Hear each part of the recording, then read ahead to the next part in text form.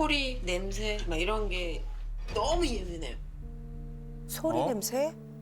밖에 나가면 자기가 싫어하는 모든 것들이 들리고 냄새 나고 막 이런 모든 것들을 싫어하고 계속 집에만 있어요. 밤을 자거나 게임하거나. 매운탕 우리끼리 먹을 거 끓이고 얘 맞는 음식 따. 삼촌이 옆에서 누나 참 힘들게 산다. 알바를 가서 일을 한 적이 있어요. 하루를.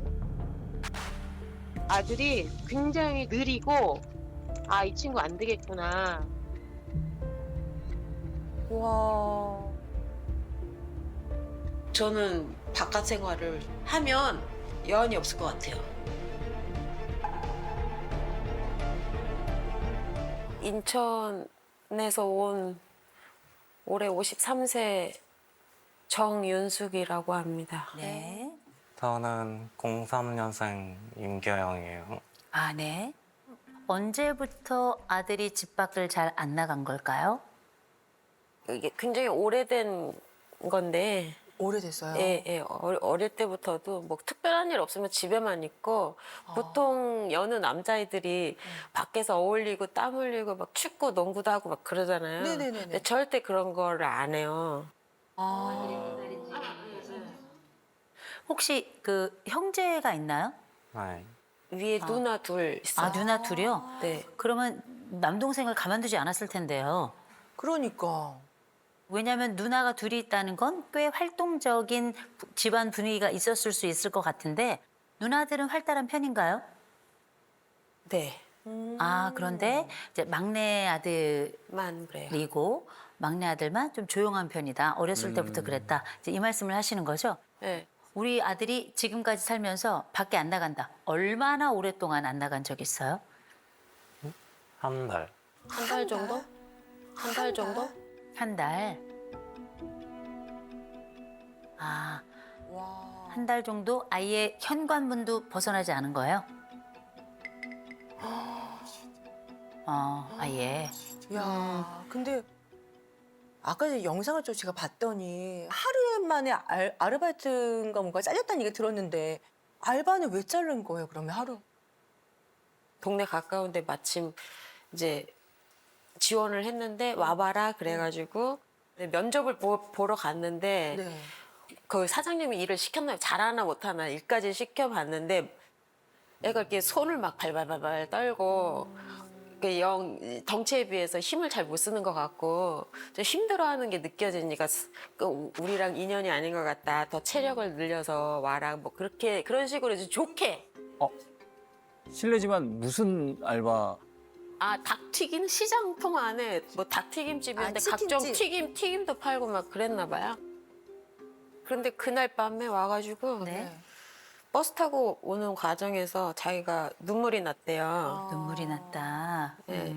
나는 무슨 일을 잘 못하는 사람이라고 스스로 그렇게 느끼고 잘 말을 하고 막 이러니까 그런 생각 가지면 안 되는데 사회생활 하는 게 얼마나 역경이 많아요. 맞아요. 별의별 일을 다 겪는데 그런 건 아무것도 아니다. 그렇게 얘기를 해도 잘 이제 피부로 와닿지는 않는 것 같아요. 아니 근데 제가 듣기에 24살이라고 하셨는데 졸라인데. 아들이 그 밖을 나가기 두려워하는 어려워하는 이유가 있을까요, 어머님? 일단 타고난 성격 자체가 여리고 소심하고 예민하고 밖에 나가서 이 소리, 소리. 냄새. 냄새. 그러니까 밖에 나가면 너무 많은 것들이 다 자극이구나. 이게 자극을 하잖아요, 자기를. 그러니까 그런 거에 대해서 되게 예민한 것 같아요. 그 집 자체가 그냥 편한 거죠. 아무 자극이 없으니까. 네. 그리고 김치를 제가 사왔는데 저는 아무렇지도 않아. 근데 김치에서 세제 맛이 난다는 거야. 세제 맛. 그럼 저는 전혀 모르겠거든요. 세제 맛. 소리는 어때요? 어떤 소리가 가장 힘들어요? 소리요? 저는 어릴 때부터 가족들이랑 같이 하잖아요. 그러면은 왼쪽은 이렇게 귀를 베개로 이렇게 하고 오른쪽은 팔로 막아서 잤어요. 아, 귀를 막고 자는구나. 들리니까. 그렇지 않으면 잠을 잘 수 없으니까. 진짜 오감이 엄청 예감, 예민하다. 오감이 예민해. 잠깐 근데 아드님 졸려요? 졸려요? 네? 안 졸려요? 졸리다기보다 어지러워가지고 아 어지러.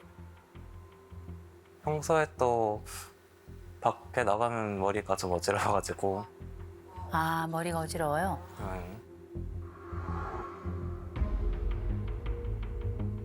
지금까지 우리가 나름 또 일도 해보려고 했어요. 근데 뭔가 좀 잘 안 됐죠.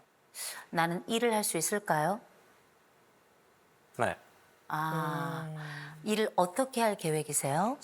저는 제가 성인 되고서도 제가 좋아하는 게 뭔지 잘 몰라가지고 네네. 좋아하는 일 찾고 그거에 대해서 공부한 다음에 거기에 취업을 하고 싶었거든요. 아 네네. 국비지원 학원에서 편집 일을 배웠었는데 아 편집하는 거요? 네네.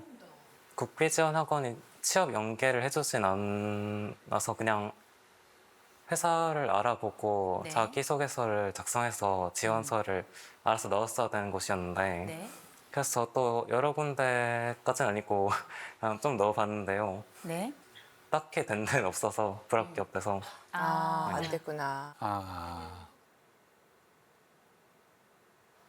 한 가지만 더 여쭤볼게요. 사람이 힘들어요? 일이 힘들어요?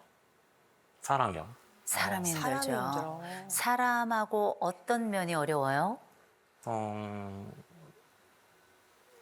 냄새가 나시는 분도 있고 냄새가 나는 사람도 소리가 있고. 엄청 크게 지르시는 분들도 있고 아, 그러면 냄새가 나지 않는 환경, 나에게 소리를 지르지 않는 환경을 찾아야 되겠네요. 이게 쉽지가 않을 것 같아요. 그러게. 어.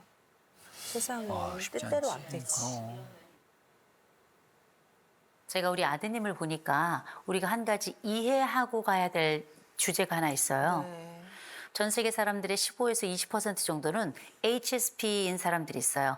Highly Sensitive Person이라 그래서 고민감도의 사람들이 있어요. 엄청 세. 이런 사람들은 되게 냄새에 민감하거나 소리에 민감하거나 아니면 약간 이런 두 가지를 합쳐서 과각성이라고 부르죠. 어떤 것들을 더 크게 그리고 오랫동안 더 강하게 느껴요. 남들이 볼 때는 굉장히 특별한 능력처럼 보일 수도 있겠지만 일상생활하기가 굉장히 어려워요. 제가 이 부분, 이런 민감성을 가지고 있는 이 아드님의 특징이 이럴 수도 있다라는 걸 미리 좀 말씀을 드리는 거예요. 그래야 이 아들이 조금 이해가 될 것 맞아. 같아서. 우리가 이해를 해야 하니까. 한 사람이 이야기하는 내내 마치 하늘에서 태양을 보듯 이 아들이 이렇게 엄마 쪽을 바라보면서 계속 쳐다보는 거예요. 언제 들어오나 바라보는 그 어린 아들 눈빛처럼. 그래서 이 아들에 대한 생각으로 엄마 머리는 꽉 차 있는 것 같아요. 우리 아들은 불안이 70이에요. 아이고. 꽤 높아요. 엄마에게 말하지 않지만 걱정을 하고 이 걱정을 그냥 혼자 가지고 있는 사람이에요. 또 한 가지 아드님이 지금 자율성이 12점이에요. 자율성이 12점이라는 얘기는 의존도가 굉장히 높다는 거예요. 자기 스스로 결정할 수 있는 게 많지 않다고 생각하는 거거든요. 근데 사회적 민감성이 0점이에요. 사회적 민감성이 0점이라는 얘기는 뭐냐면 다른 사람들이 어떻게 느끼는지, 다른 사람들이 어떻게 이런 상황에 이런 것을 원하는지를 잘 몰라요. 그래서 눈치가 없어요. 눈치 없다는 얘기는 옛날부터 들었을 거예요.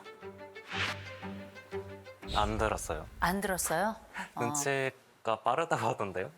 눈치가 빠르다고요? 그런 사람이 이렇게 느리기 어려워요. 아들이 사회적 민감성 점수 0점이라 그랬죠? 엄마 1점이에요. 1점. 그래서 아들을 못 느껴요. 와. 아들이 어떤 상태인지 걱정만 할 뿐이지 아들이 어떤 감정인지 잘 못 느껴요. 청소한 곳을 보고 아 얘가 애썼구나, 작은 변화가 있구나 알아챘을 거예요. 전혀 알아채지 못해요. 몰라요. 그치. 자, 그런데 자율성이 엄마는 86점이에요. 엄마는 아주 의지를 가지고 살아가는 사람이에요. 딱 결정하면 앞으로 쫙 가는 사람이에요. 그리고 이 아들이 뭘 하든지 간에 제가 볼 땐 문도 그냥 벌컥벌컥 열고 들어갈 것 같고요. 맞대. 아들은 그렇대요. 맞대. 엄마는 전혀 모르지만 그게 이 집은 말이에요. 초민감자와 초둔감자가 살아요. 이 엄마는 뭘 해도 괜찮아요. 그리고 이 아들의 속도를 못 견뎌요. 왜? 엄마는 성질이 급하거든요. 그래서 엄마가 지금 있을 땐 옆에서 도움 좋은데 이 엄마가 너무 경계를 침범해요. 네, 급해요. 그래서 이 얘기는 뭐냐? 엄마는 나에게 묻지 않아요. 엄마가 결정하는 거죠. 제가 좀 여쭤볼게요. 아드님, 엄마 그만 쳐다봐요. 네. 네. 엄마만 쳐다보니까 초등학생 같단 말이에요. 초등학생 같아요. 엄마만 바라보니까 유치원생 같단 말이에요. 네. 근데 보세요, 어머니. 어머니는 걱정하는 사람이고 이 아이를 위해서 생애를 바친 사람이에요. 이 아들이 귀해가지고 정말 혹시 불면 날아갈까 쥐면 터질까 그렇게 이 아들을 함께 여기까지 왔단 말이에요. 근데 그래서 아들은 아들대로 너무나 취약한 사람이 됐어요. 엄마는 엄마대로 너무 걱정이 많은 사람이 됐어요. 엄마가 어느 정도 간섭하냐 그랬더니 다 간섭한대요. 이제 좀 나올 때가 된 것 같아요. 내가 집에서 나간다면 무슨 일이 벌어질까요? 내가 독립을 한다면 어떻게 될까요? 잘 살겠죠? 잘 살 것 같아요? 저는 저 혼자 살면은 더 잘 살 수 있을 것 같다고 생각했어요. 아, 그래요? 아하. 그런데 왜 안 나갈까요? 나가고 싶긴 한데 네. 아무래도 돈을 벌어서 아, 그 집을 구해야 되잖아요. 근데 아직 아무것도 안 했으니까 네. 나갈 수가 없는 거죠. 아. 그런데 이거는 결국 겪으면서 해결해 가야 돼요. 맞아. 엄마가 언제까지 그 젖을 먹일 수는 없어요. 맞아. 용기 내서 부딪히고요. 맞아요. 어깨빵도 좀 이렇게 당해야 되고요. 맞아요. 어깨빵이라는 건 뭐냐면 사회의 어깨. 갖고 와야 돼. 어머니 저 보세요. 어머니가 오늘 돌아가시면 이 아들 어떡하죠?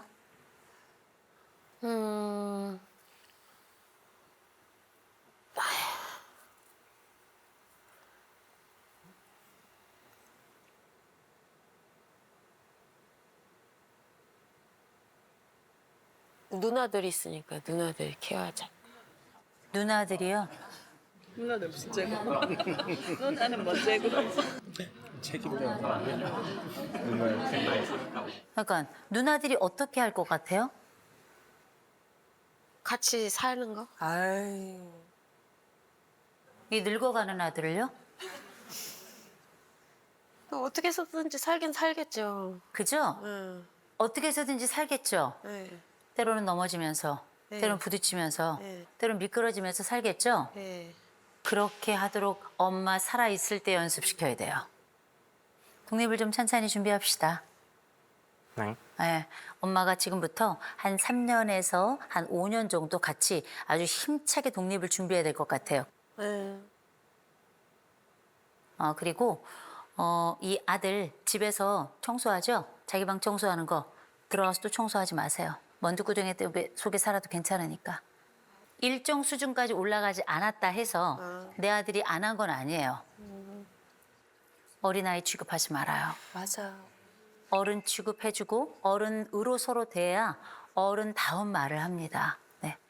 그리고 지금 아드님이 감각이 굉장히 민감하죠. 네. 굉장히 민감해서 제가 한 가지 좀 과제를 드릴까 해요. 감각 일기를 한번 써봤으면 좋겠어요. 감각 일기라는 건 뭐냐면 내가 오늘 어떤 소리에 민감했어. 혹은 어떤 냄새에 민감했어. 그럴 때 가장 냄새가 많이 나는 게 10, 냄새가 안 나는 게 1.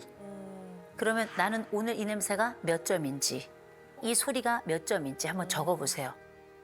그럴 때 어떤 때 내가 좀 평안해졌는지 그 환경을 찾는 거예요. 지금 민감화돼 있는데 둔감화 과정을 좀 거치는 걸 했으면 좋겠다라고 제안을 드리는 겁니다. 네. 서로 어떻게 협력해서 아들이 앞으로 걸어가게 할지 잘 구상해 주시고 생각해 주셨으면 좋겠어요. 네.